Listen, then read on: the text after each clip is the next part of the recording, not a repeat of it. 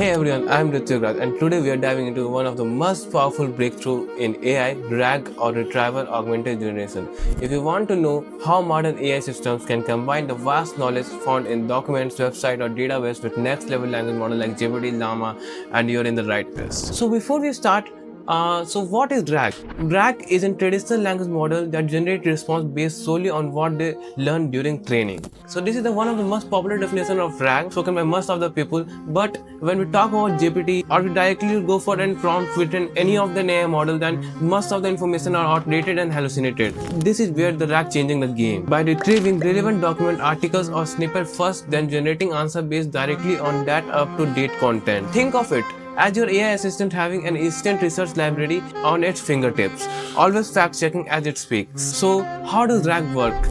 User asks a question, it searches on a vector database or document collections where there are relevant checks based on the model or based on the document. There are relevant chunks based on the document data simplified into a millions of chunks or like different database of collections. And then the retrieved text are fed to an LLM like GPT, Llama, and many other AI models which craft a well-informed answer for the user. So why is RAG a big deal?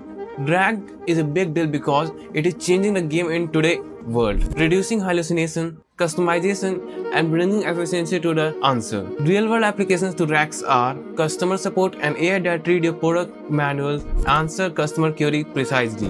Healthcare, summarizing patient record and latest medical research to access.com. Content creation, quickly generate blog posts and marketing content grounded in your brand documents, and more. So the text stack used in RAGs are document loading, like PyPDF library of the Python, text chunking for vectorization of the document into simpler database of vectors using a large language model like GPT, Llama, Mistral, etc. and having a user interface for like using Streamlight or Gradio. So first let me show you in a live demo. So how you type a question, the system specific relevant document and how everything are fetched into a RAG and the RAG given answer. Let me show you a live demo for it.